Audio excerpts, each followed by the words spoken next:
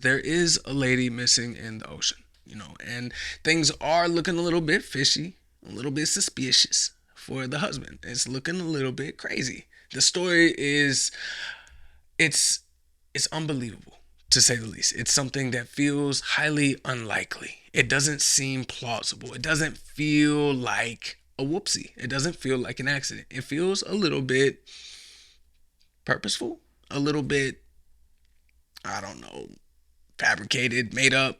I don't know. I don't know. But the dream of retiring to the Bahamas to live on a yacht is the ultimate middle class fantasy. But for Michigan couple Brian and Lynette Hooker, it has turned into a grim investigation into what actually happens when the cloud meets the current. The couple, known on social media as the Sailing Hookers, were reportedly transiting from Hopetown to Elbow Cay. And just taking a second for their what they're known for on or known as on social media. The Sailing Hookers. That's what we call switching the narrative. That's what we call taking control. Think about how many side eyes, how many smirks, how many comments that they actually had to endure, especially Brian, I'm assuming. He had to grow up with this shit with a last name like Hooker. Lynette had to marry into this. Are you sure you love him? Are you sure you love him? Do you love him though? Are you sure he's the one? Is he your forever person? Are you sure? This is serious, Lynette. This is serious. You're about to take his last name. Are you sure you don't want to hyphenate? Are you sure? What do you? It actually might be worse.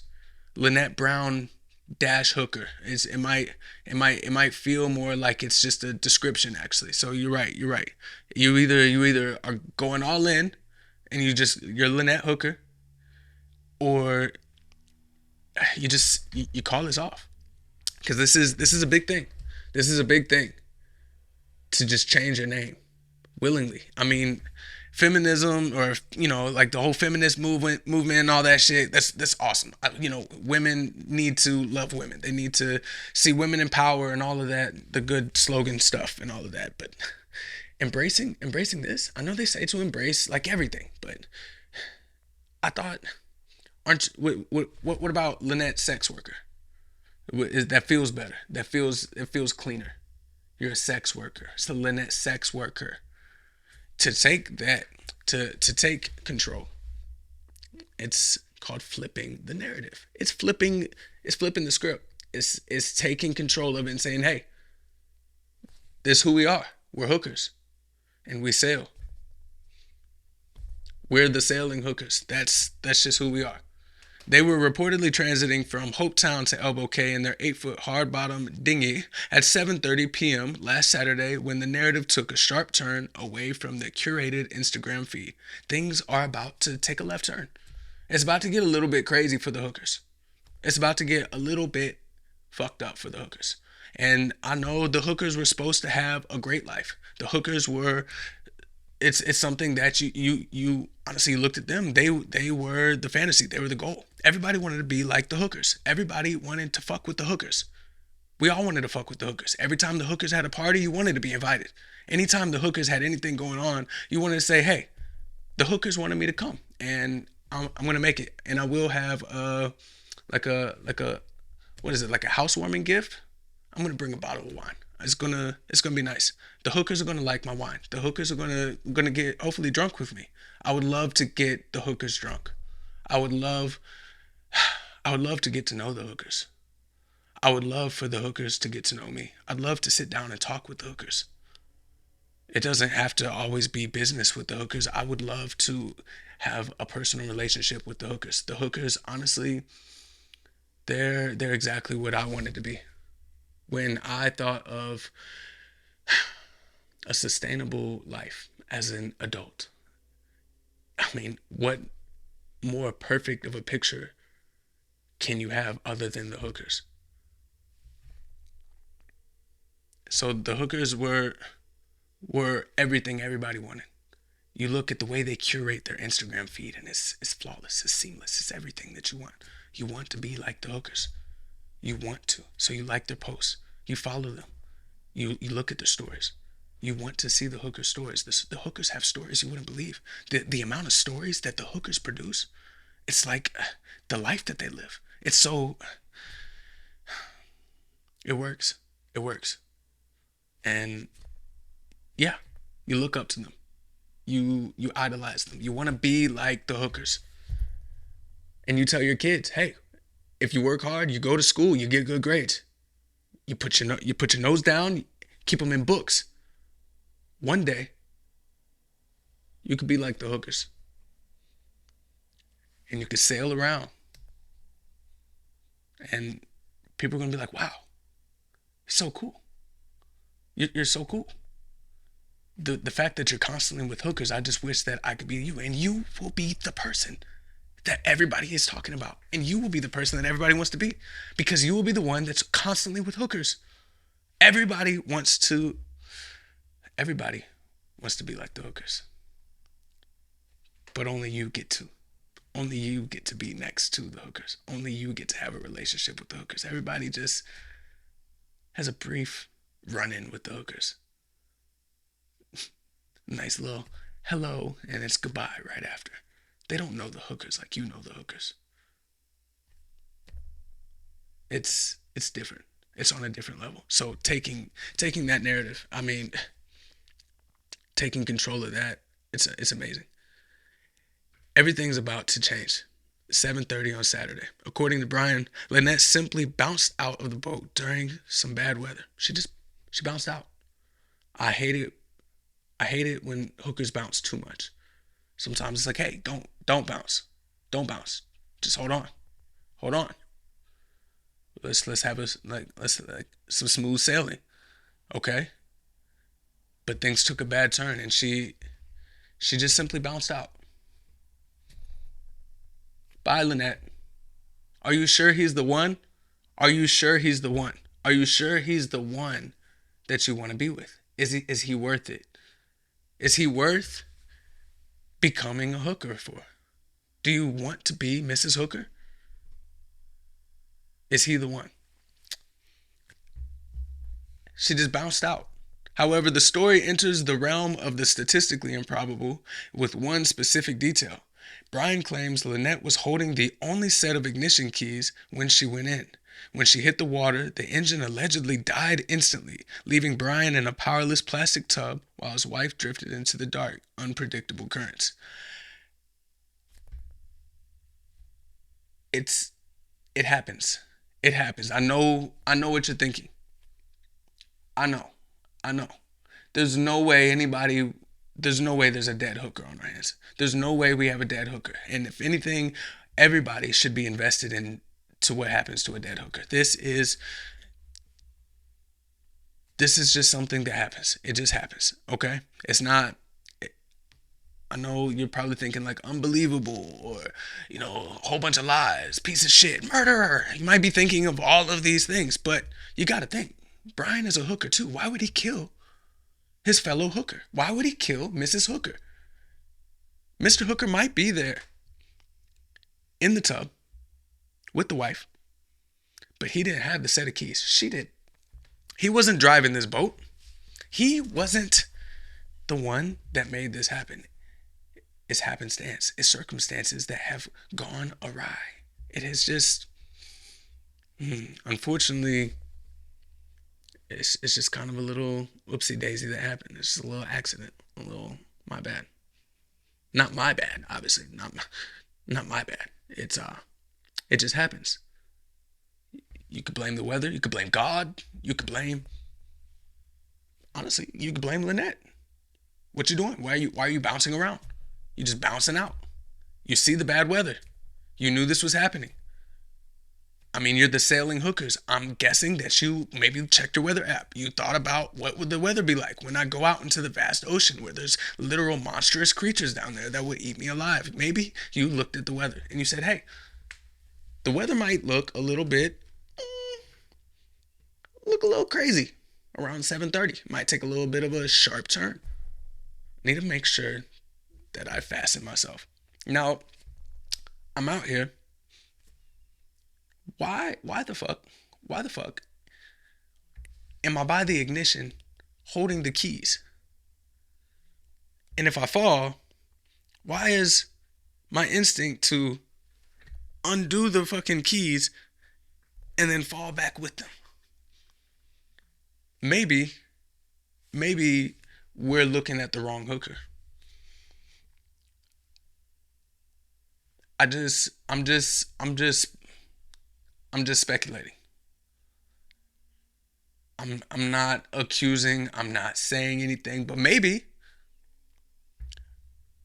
Brian was just he was chilling. He was the good hooker, and he was chilling, and things took a sharp turn. And unfortunately, somebody just started bouncing around, feeling a little bit unbalanced, feeling like they might go overboard, might go topside, might have to walk the fucking plank. And guess what? What if Mrs. Hooker said, "You are gonna die with me? You're going down with me. If I am going in this ocean, there's no way that he's gonna come in after me. So I'm gonna die. So I'm gonna take the keys so that he's stranded here too." Maybe.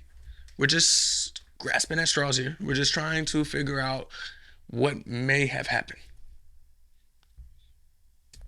Just trying to figure it out.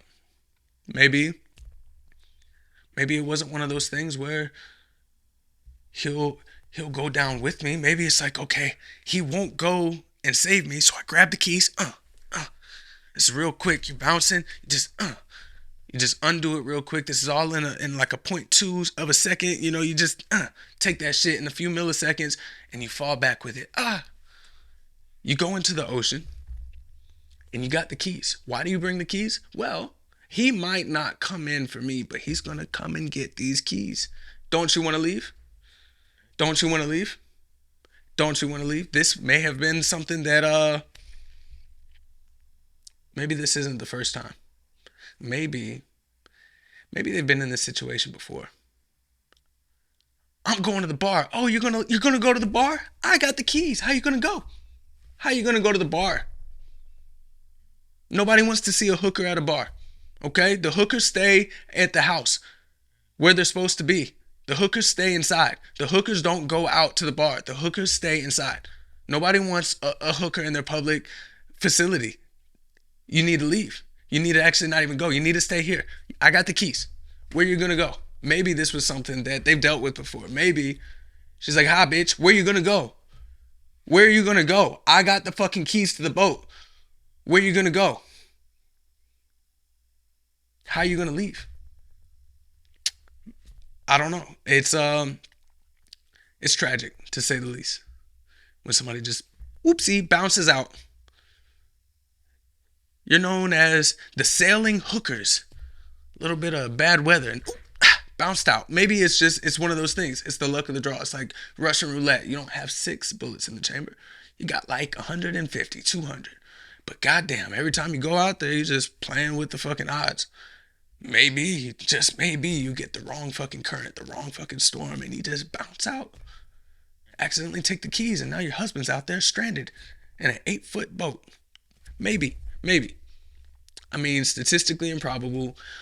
I I could see why somebody might say that. I could see why somebody's saying that in the moment of falling, the fact that she took the key out and the engine allegedly died instantly, which that's how you know she had to actually turn it. Because you might have been like, well, how do you know she turned the key? Maybe she was already holding the key, and when she fell out, whoops, it just came out with her. No, because in his story, he says the engine died instantly. Okay, so the engine was running, sir. Oh, don't worry. Things are looking a little bit suspicious. A little bit fishy for Mr. Bryan. Mr. Hooker. Nobody wants to think about hookers doing crimes. Nobody thinks that a hooker is doing any crimes. I mean, they're the hookers. They're the epitome of excellence. It's what everybody looks at. When you go to Instagram, you want to go look at the curated feed of the sailing hookers. You want to see what the hookers are up to. As soon as you go to Instagram, you want to see, hey, what's going on with the hookers? I'm a little bit bored. I'm going on Instagram. I'd love to see a picture of a hooker. It would be amazing. So honestly, maybe we should give them some benefit of the doubt. maybe this did happen. Maybe she was able to just turn it off, turn off the fucking boat, fall with it, and splash into the ocean, and then just go into the dark, into unpredictable currents. And I understand, maybe not everybody would jump into the ocean for a hooker, but I think Brian owed it to Lynette. I think Brian should have tried to save that hooker. I think maybe if your hooker bounces out, you try to get her back in. Maybe just to make sure. I don't know where the ethical line is here. I'm not sure. Instead of a high-speed rescue or an immediate distress signal, Brian says he spent the next 8.5 hours paddling and drifting through the night, eventually reaching a marina at 4 a.m. to report her missing. He paddled for 8.5 hours. That's a strong hooker right there. That's a strong, determined hooker right there. He paddled for 8.5 hours because she just bounced out with the keys. And he gets there at 4 a.m. and he reports her missing. Guys, you'll never believe it. She just bounced out. The authorities were skeptical enough of this 9-hour gap that the Royal Bahamas Police Force arrested Brian Hooker on Wednesday evening. Can you imagine a police officer arresting a hooker? A hooker. So they arrest him on Wednesday evening, taking him into custody as a suspect. The U.S. Coast Guard has since opened a criminal investigation into the disappearance. Can you imagine a police department looking into the disappearance of a hooker? I don't know. This feels like some Twilight Zone shit. I feel like, I don't know. The perfect life portrayed in their social media branding has been further complicated by statements from Lynette's daughter, who described the couple's relationship as volatile and plagued by a history of alcohol-fueled conflict. Shit is getting crazy. Lynette's daughter. Does that mean that one of the hookers had a daughter and that's not Brian's daughter? It's just hers. Who could imagine a hooker with a daughter? I couldn't. Are you sure? Mom, are you sure he's the one? Are you sure he's worth it? It's worth it. It's worth it? You love him. Okay. Hi guys, this is my mom, Mrs. Hooker. She said that their relationship was volatile and plagued by a history of alcohol-fueled conflict. And there's nothing that mixes better with sailing out into the ocean than alcohol-fueled conflict. This is the perfect recipe. You have alcohol, conflict, middle of the ocean, hooker. I feel like it was one of those things where you're gonna end up with a dead hooker. It's one of those things. You're gonna have one that just bounces out, just a little oopsie daisy. She noted that her mother was an experienced sailor who didn't just fall off boats, and pointed to past incidents of violence as a reason to look closer at the tragic accident narrative. She is the sailing hooker. She is super experienced. She is an excellent swimmer, and she doesn't just fall off boats. Can you explain that to me? Can you explain how she just bounced out? She just fell off the boat. She just didn't hang on. She was like, I'm going to hang on to something and it's going to be the keys. Oh no, I'm falling. Let me turn it. Oh no, that's what got me out. And that is the way that the hooker died. I don't know. It feels a little bit suspicious. It feels a little bit wrong, but maybe I got something wrong. Maybe there's something that I'm missing. So let's go straight to the Bahamas and see it for ourselves. New clues in the search for the American woman missing in the Bahamas. Her husband told police she fell overboard. Local police weighing in. Victor Kendo's in the Bahamas with the latest. Good morning, Victor. Good morning, George. This search now entering its 4th day. Teams have been pouring over this entire area by air, land, and sea, deploying drones and divers. Still no sign of Lynette Hooker. They've been diving for the hooker.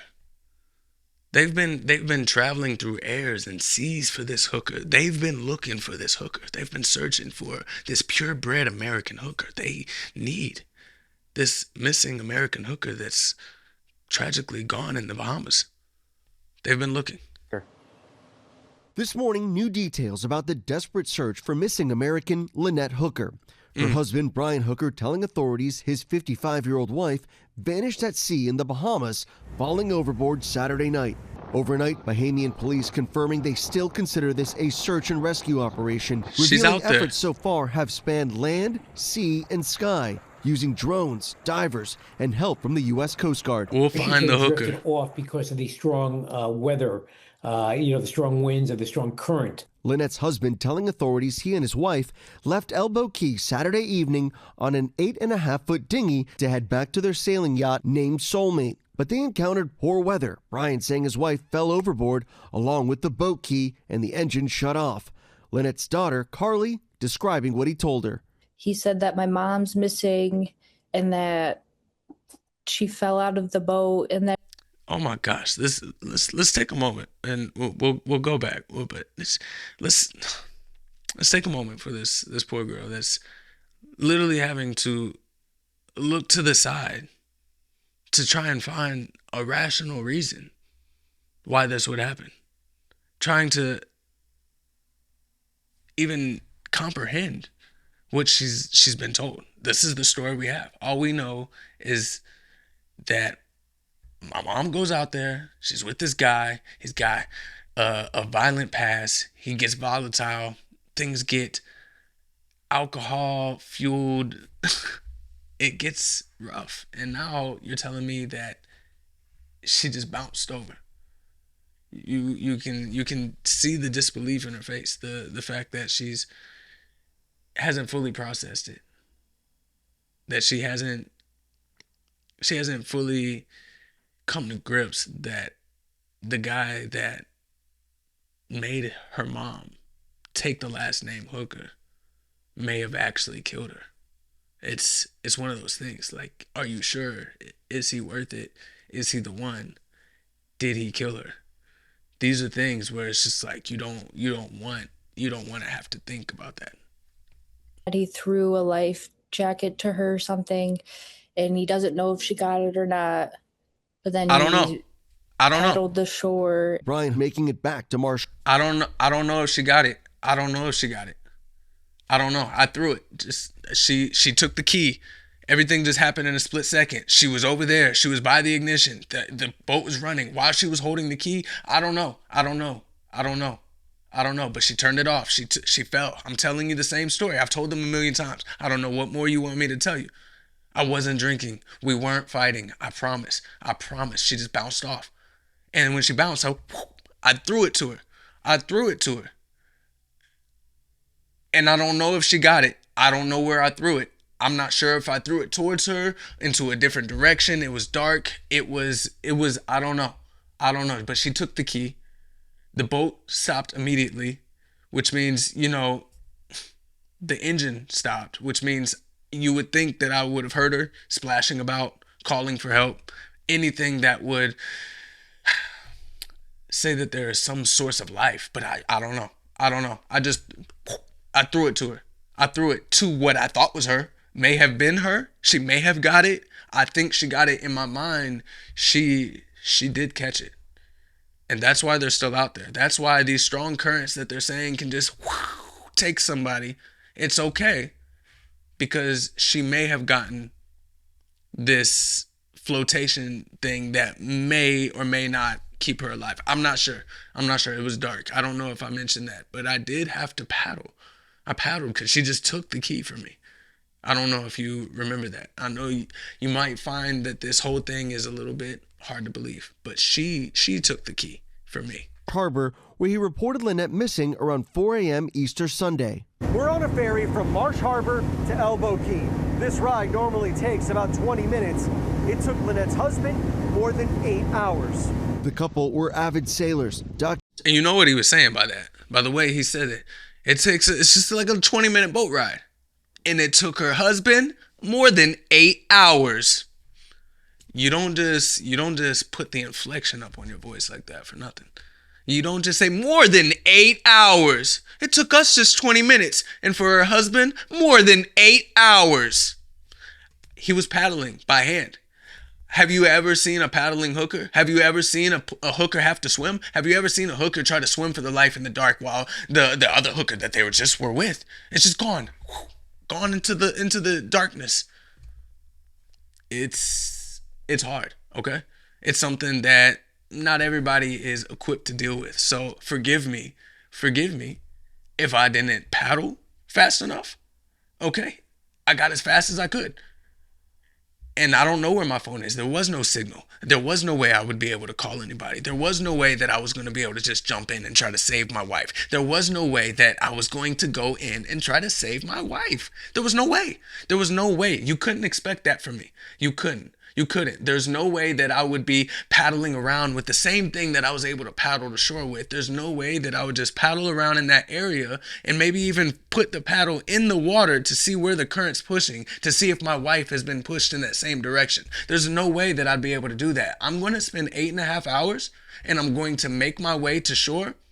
And I think by then, 4 a.m, there's going to be somebody there to help. God willing, there's going to be somebody to help Mrs. Hooker. There's going to be somebody. Somebody's going to care about a drowning hooker. Somebody's going to care. And they're going to jump into action. They're not going to look at me. They're not going to say, hey, you should have been Mr. I'm going to save my wife. Or Mr. Hey, let me put her life before mine. Or hey, think about your vows, mister. Or hey, don't murder anybody, mister. They're not going to think about that. They're going to think, wow, that guy right there, I'm not going to say hero, but he did something heroic. You know, there's something where heroes don't wear a cape, and they might not even label themselves as a hero. They might not even feel like they are a hero. They might not be a hero. They just do heroic things sometimes. There's a little bit of hero in all of us. That man right there, 8.5 hours, he came all the way back to shore to make sure that his wife would be okay. He wanted to make sure that everything would be all right. And documenting their travels on social media. Their dinghy seen here. Carly says her mom was fit and a good swimmer. Now, in a statement, she is calling for a full and complete investigation into her disappearance. I just hope we find her. And Bahamian police are asking anyone with any information to contact them. Yeah, and I can't just move past the fact that they used the daughter. I understand. This is a sad moment.